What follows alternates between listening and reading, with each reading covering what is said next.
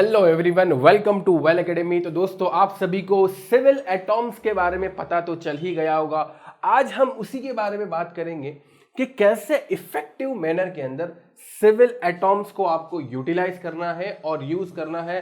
Civil atom जो है वो सबसे अफोर्डेबल प्राइस के अंदर और सबसे इफेक्टिव स्टडी मटेरियल है with videos, short notes and etcetera. आप सभी को पता ही होगा, ठीक है, कि ये GATE, EAC, ISRO, BARC, PSU, state service, SSC, JE सारों के लिए वैलिड है।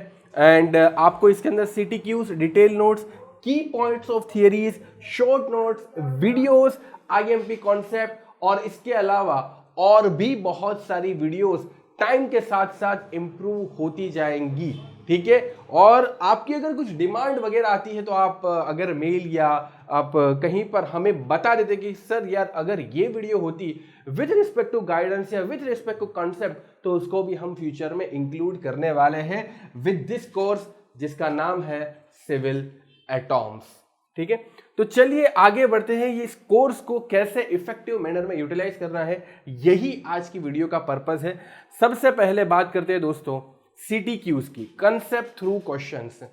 दोस्तों हम सभी को पता है यार, हम सभी को पता है कि अब जब इंजीनियरिंग पढ़ते हैं तो बहुत सारे कॉन्सेप्ट थियोरिटिकल मैनर में लिखे होते हैं, बट हमें उसको समझ में नहीं आता कि ये थियरी का क्या मतलब है, ये थियरी का क्या मतलब है। चाहे वो आपका स्ट्रक्चरल एनालिसिस हो, चाहे वो आपका theoretical subjects like environmental engineering, जिसके अंदर बहुत सारी डिटेल भरी हुई है, बहुत सारी डिटेल है, बहुत सारे कॉन्सेप्ट्स हैं, ठीक है। ये जियो टेक्निकल भी ले लो, बट जब तक हम उसको अप्लाई नहीं करते इन फॉर्म ऑफ क्वेश्चन, और जब हम वो अप्लाई करते हुए किसी को देख नहीं लेते, या तो खुद को अप्लाई यानी कि खुद के थ्रू अप्लाई नहीं करते क्वेश्चन सॉल्विंग के थ्रू, तो तब तक हमें समझ में नहीं आता वो कॉन्सेप्ट। इसीलिए तो यहां पर राइज हुआ कंसेप्ट थ्रू क्वेश्चन। मतलब एक कॉन्सेप्ट आपने था, आपके दिमाग में था, या आपको हो रहा था दिमाग में था बट उसको समझ में नहीं आ रहा था, बट जब आपने क्वेश्चन किया अब समझ में आ गया, उसी का नाम है तो कॉन्सेप्ट थ्रू क्वेश्चन। तो ऐसे जो इंपॉर्टेंट क्वेश्चंस है जिनको करने से हमारे कॉन्सेप्ट क्लियर होते हैं उसको बोलते हैं कॉन्सेप्ट थ्रू क्वेश्चन। आपके सिविल इंजीनियरिंग के अंदर जितने भी सब्जेक्ट्स अवेलेबल है सभी के कंसेप्ट थ्रू क्वेश्चंस आपको वीडियो के फॉर्मेट में प्रोवाइडेड है। आपको अलग अलग सब्जेक्ट वाइज प्रोवाइडेड है। मतलब आपका एनवायरमेंटल इंजीनियरिंग खत्म होता है तो आपको क्लिक करना है एनवायरमेंटल इंजीनियरिंग की वीडियोस पर, वहां पर जाके उसके कंसेप्ट थ्रू क्वेश्चंस करो, वहां पर जाके उसके कंसेप्ट थ्रू क्वेश्चंस कर लिए तो बहुत सारे कॉन्सेप्ट। वो ऐसा नहीं है कि यार वन लाइनर क्वेश्चन है, वो डिटेल क्वेश्चन है। एक क्वेश्चन के अंदर ही ऐसा है कि एक क्वेश्चन करोगे तो एक कंसेप्ट क्लियर, ना ना ना, एक क्वेश्चन करने से ही आपके हो सकता है कि 20 से 25 कॉन्सेप्ट, छोटे छोटे कॉन्सेप्ट क्लियर हो सकते हैं। चाहे वो आपके यूनिट के बेसिस पर हो कि भाई इसका क्या यूनिट आता होगा, कैसा यूनिट कन्वर्जन होता है, चाहे वो एक थियरी जो क्वेश्चन के अंदर आता है, थियरी लिखी हुई, उसको एक न्यूमेरिकल में अप्लाई करने के बेसिस पर हो। वो कोई भी फॉर्मेट में आप अगर एक क्वेश्चन करते हो तो आपके 20 से 25 कॉन्सेप्ट रिवाइज होते हैं। इसका मतलब ये नहीं कि आप एक क्वेश्चन करो तो आपका एक कॉन्सेप्ट, नहीं, जितने भी क्वेश्चन है हर क्वेश्चन के अंदर करने से आपको बहुत सारे कॉन्सेप्ट ऑलवेज रिवाइज होते हैं। तो कॉन्सेप्ट थ्रू क्वेश्चन। तो दोस्तों मेरा ऐसा सजेशन है कि आपने अगर ये कोर्स ले ही लिया है या लेना चाहते हो तो सबसे पहले आपको क्या करना चाहिए, सबसे पहले आपको अगर कोई सब्जेक्ट कंप्लीट कर लिया है तो उसके कॉन्सेप्ट थ्रू क्वेश्चन जरूर से करने चाहिए। उससे दो फायदे होंगे, उससे दो फायदे होंगे। पहला फायदा तो ये कि अगर आपको वो कॉन्सेप्ट आता है तो आपने उसको अप्लाई कर लिया। अगर आपको वो कॉन्सेप्ट नहीं आता बट आपने देखा कि क्वेश्चन के अंदर इस तरीके से अप्लाई होता है, तो आप क्या करोगे, आप सबसे पहले वो कॉन्सेप्ट को देखोगे। कहां से देखोगे, आप डिटेल नोट्स में भी देख सकते हो, की थियरी पॉइंट्स में भी देख सकते हो, वहां से भी देख सकते हो, या शॉर्ट नोट्स में भी देख सकते हो आपके पास कम टाइम है तो। और फिर आप अगेन इस क्वेश्चन को सॉल्व करोगे जिसको कहते हैं कॉन्सेप्ट थ्रू क्वेश्चन। तो इस तरीके से पहला स्टेप आपका इस तरीके से चलना है। अगर आपने सारे सब्जेक्ट खत्म कर लिए हैं, वन बाय वन सारे सब्जेक्ट के कंसेप्ट थ्रू क्वेश्चन कर लेना before appearing any competitive examination, ठीक है। चलो, तो कंसेप्ट थ्रू क्वेश्चन के बारे में जो डिटेल थी, कैसे अपियर करना है, कैसे करना है उसको, वो यहां पर समझा दिया गया, क्या इसके फायदे हैं। नाउ नेक्स्ट इज थियरी की पॉइंट्स या की पॉइंट्स ऑफ थियरीज, ठीक है। दोस्तों एक बहुत बड़ा पैराग्राफ है, एक बहुत बड़ा पैराग्राफ, ठीक है। मैं एक एग्जाम्पल के तौर पर बोलता हूं। अब बहुत बड़ा पैराग्राफ है, इसको करे तो करे क्या। अब तुम पूरा पैराग्राफ पढ़ लोगे तो हम यार कोई आर्ट्स वाले तो है नहीं या कोई और, हम तो इंजीनियरिंग के स्टूडेंट है ना यार, हमको तो ये स्टोरी पढ़ने में पूरी, वो भी ऐसी नहीं कि स्टोरी कोई इंटरेस्टिंग है, कंटाला आता है, ठीक है, बोरिंग लगता है पूरा पैराग्राफ पढ़ना। लेकिन थियरी में तो ऐसा ही नहीं भाई, थियरी में तो पैराग्राफ वाइज सारी चीजें दी होगी कि ये होता है, force acting on this and this will moment and ये वो।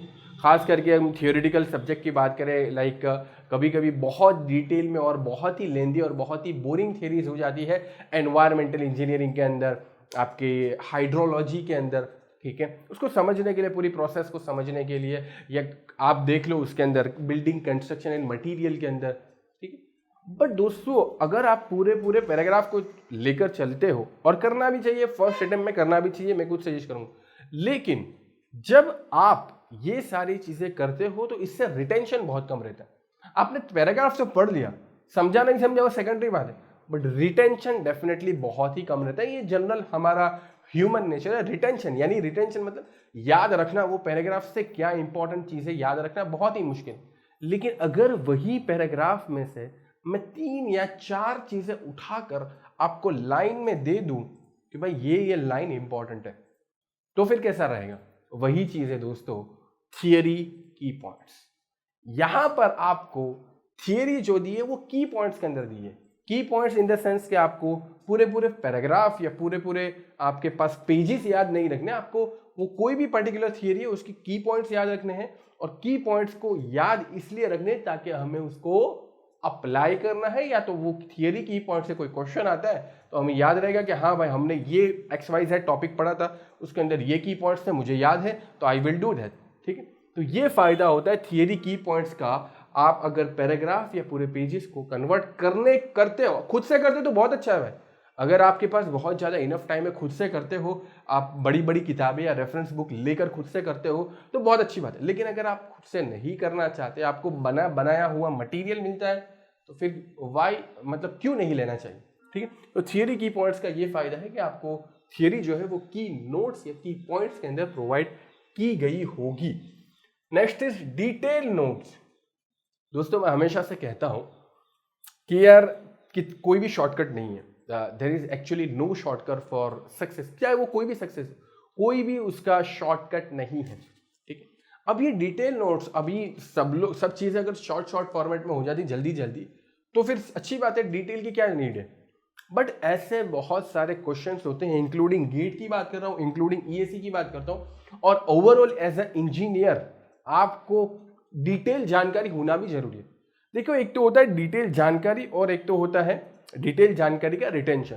तो रिटेंशन के लिए हम कंसेप्ट थ्रू क्वेश्चंस भी अच्छा है, उसके अंदर कॉन्सेप्ट क्लियर होते हैं क्वेश्चंस के थ्रू, आपका की पॉइंट्स अच्छा है, आपका शॉर्ट नोट्स अच्छा है।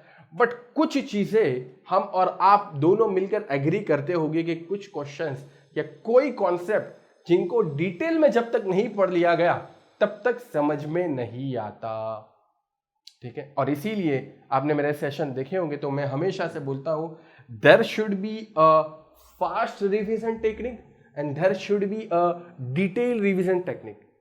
रिवीजन जो होता है वो मिक्सचर के अंदर होना चाहिए, फास्ट रिवीजन भी होना चाहिए, डिटेल रिवीजन भी होना चाहिए।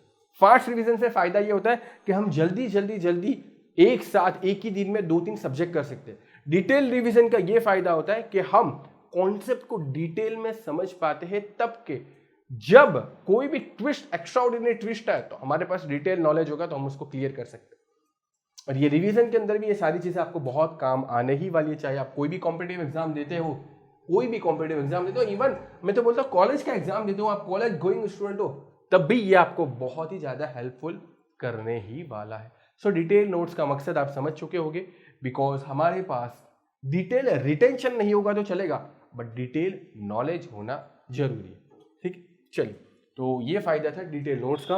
Now next thing is short notes. Since मैंने डिटेल नोट्स के अंदर ही बाकी पैरामीटर्स कवर कर लिए, शॉर्ट नोट्स भी उसी के अंदर ऑटोमेटिकली कवर हो ही गया। क्या फायदा होता है? Fast revision. शॉर्ट नोट्स हम सभी क्यों बनाते हैं?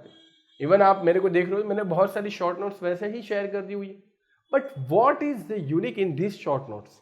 ये बहुत सारी आपको वैसे भी मिल जाएंगे, बट ये जो शॉर्ट नोट्स है ये सिस्टमेटिक मैनर के अंदर टेबल बनाकर की पॉइंट्स को लेकर फॉर्मूला जो हर एक पॉइंट के, हर एक कॉन्सेप्ट के इंपॉर्टेंट है, वो सबको जमा करके एक चैप्टर जो आपका कन्वर्ट होता है 1 और 2 पेज के अंदर, with tables, with diagrams, with formulas, with की पॉइंट्स, ये सारी चीजें जो कवर होती है हर एक चैप्टर, और हर एक चैप्टर से ही सब्जेक्ट बनता है और सारे सब्जेक्ट से एक सिलेबस बनता है। तो पूरे सिलेबस की शॉर्ट नोट्स आपको यहाँ पर प्रोवाइड की जाएंगी इन द कोर्स जिसका नाम है सिविल एटॉम्स। सिविल एटॉम्स की बहुत सारे फायदे हैं जिनमें से हमने कुछ देखे, और इसको हर एक जो सेगमेंट हमने बनाया है, चाहे वो आईएमपी कॉन्सेप्ट हो, डिटेल नोट्स हो, चाहे वो आपके सीटीक्यूज हो, चाहे वो आपका शॉर्ट नोट्स हो, चाहे वो थियरी की पॉइंट्स हो, हर एक सेगमेंट हमने over a period of time analysis करके ही बनाया ताकि यार स्टूडेंट को हेल्पफुल है। हर एक सेगमेंट का अपना अपना एक बेनिफिट है, हर एक सेगमेंट का अपना अपना एक यूटिलाइजेशन है। वो यूटिलाइजेशन के लिए हमने यहाँ पर वीडियोस देखी, शॉर्ट नोट्स को कैसे यूटिलाइज करना है, सीटीक्यूज को, डिटेल नोट्स का क्या फायदा है। तो शॉर्ट नोट का सबसे बेहतरीन फायदा अगर मैं कंक्लूड करना चाहूँ तो it is fast revision. Short notes, मान लो कि आप एक दिन में 2 या 3 सब्जेक्ट खत्म करना चाहते, तो ये तो पॉसिबल नहीं होगा। आप बड़ी बड़ी किताबें लेकर बैठ गए या बड़े बड़े प्रीवियस ईयर क्वेश्चन के सॉल्व करने बैठ गए तो 1-2 दिन में तो नहीं होगा, ठीक है। बट ये हो जाएगा with help of short notes. Short notes आपके पास है, उसके अंदर आपको सब चीज के अंदर डिटेल में नहीं घुसना, सब चीज के अंदर आपको क्या बोलते हैं, आपको क्वेश्चन सॉल्व नहीं करने, बट सब चीज का एक एनालिटिकल फॉर्मेट, एक टेब्यूलर फॉर्मेट, फॉर्मूला वाला फॉर्मेट आपको मिल रहा है। और मैं हमेशा से बोलता हूं और फिर से बोलता हूं कि ये शॉर्ट नोट्स आप ले लो, इसको याद रखो, जो भी करो, बट इसके अंदर आप अपना खुद का इंप्रूवमेंट चालू रखना। आप अपना इंप्रूवमेंट चालू रखना शॉर्ट नोट्स के अंदर। आप मान लो कि टेस्ट सीरीज देते हैं, उसके बाद कोई एक कॉन्सेप्ट आपको लगा कि ये शॉर्ट नोट्स में नहीं है, चलो इसको ऐड कर देते हैं, ठीक है। या आप प्रीवियस ईयर क्वेश्चन सॉल्व करने गए, वहां पर आपकी कोई सिली मिस्टेक हो गई, चलो भाई इसको शॉर्ट नोट्स में ऐड कर देते हैं। तो ये सारी चीजें शॉर्ट नोट्स में ऐड करो, मतलब हम आपको एक बेस प्रोवाइड करते हैं और बेस के ऊपर बिल्डिंग आपको बनानी है, वैसा समझो, ठीक है। तो शॉर्ट नोट्स के बारे में भी हमने जानकारी हासिल कर ली, और इसी के अलावा भी बहुत सारे इसके बेनिफिट्स है, बट इसका यूटिलाइजेशन करना है, कैसे करना है वो हमने यहाँ पर देख लिया। थियरी, की पॉइंट्स, शॉर्ट नोट्स, और इसके अंदर सबसे अच्छी बात क्या है पता है आपको, सीटीक्यूज जो है वो वीडियो फॉर्मेट में। तो जिन लोगों को डर लगता है ना क्वेश्चन कैसे सॉल्व होगा, यार हमसे तो गलत हो जाता है, तो वो सीटीक्यूज देखेंगे। सीटीक्यूज में मैंने ही सॉल्व किए हैं सारे क्वेश्चन, जितने भी क्वेश्चंस अवेलेबल हैं मैंने ही सॉल्व किया, और उनका सिस्टमेटिक बेस्ट वे जो है वो मैंने बताया कि चलो ये स्टेप के बाद ये स्टेप में कैसे जाना, ये स्टेप के बाद ये स्टेप में कैसे जाना। तो ये सीटीक्यू देख के आपको सबसे बड़ा जो फायदा होने वाला है वो क्या होने वाला है, वीडियो फॉर्मेट में देखकर आपको पता लगेगा भाई एक एस्पिरेंट को क्वेश्चन कैसे सॉल्व करना चाहिए। और जब आप टेस्ट में अपीयर होगे आपको भी यही फॉर्मेट अप्लाई करना है कि क्वेश्चन पढ़ के डायरेक्टली जंप नहीं करना होता आंसर पर, क्वेश्चन की लाइन बाय लाइन पढ़ के जो डेटा गिवन है उसको लिखना होता है, और वो जो गिवन डेटा है उस पे से जंप करना होता है कि कैसे हम फाइनल आंसर तक पहुंचेंगे। जरूरी नहीं कि एक ही स्टेप में आप फाइनल आंसर पर पहुंच जाओगे, फाइनल आंसर पर पहुंचने से पहले ही 2-3 स्टेप्स रिक्वायर्ड होते हैं, और कभी कभी तो ज़्यादा स्टेप्स भी रिक्वायर्ड होगी। तो वो स्टेप्स के ऊपर पहले कैसे आते हैं और बाद में फिर फाइनल आंसर के ऊपर कैसे। कभी कभी स्ट्रेटेजी जो है वो उल्टी भी हो जाती है, कभी कभी हमको नहीं समझ में आता क्वेश्चन में क्या करना है, तो हम क्या करते हैं भाई फाइनल आंसर अच्छा ये निकालना है, मोमेंट निकालनी है, मोमेंट होती है किलोमीटर इंटू मीटर, तो मोमेंट कैसे निकलेगी, फोर्स मल्टीप्लाई बाय डिस्टेंस, तो क्या फोर्स है, नहीं है, फोर्स निकाल, डिस्टेंस है, हाँ डिस्टेंस है, फोर्स निकालो, डिस्टेंस मल्टीप्लाई करो तो मोमेंट विल टेक। ये एक एग्जांपल दिया। तो कभी कभी हमें रिवर्स में भी चलना पड़ता है, कभी कभी हमें एक फॉरवर्ड वे जो है, नॉर्मल फॉर्मल वे है या फॉरवर्ड वे है, उसके अंदर भी चलना पड़ता है। तो वो सारी चीज़ आपको कॉन्सेप्ट थ्रू क्वेश्चन की वीडियोस देखकर समझ में आ जाएगी। तो उम्मीद करता हूँ कि ये वीडियो से आपको क्लियर हो चुका होगा कि इस वीडियो की क्या क्या खासियतें हैं और इसको यूटिलाइज किस किस फॉर्मेट में आप बेस्ट वे में कर सकते हो। उम्मीद करता हूँ कि आपकी तैयारी बेस्ट रहेगी आफ्टर दिस कोर्स, और आपका यूटिलाइजेशन बेस्ट होगा इस कोर्स को परचेज करने के बाद। इसी के साथ वीडियो को एंड करते हैं। Bye, take care.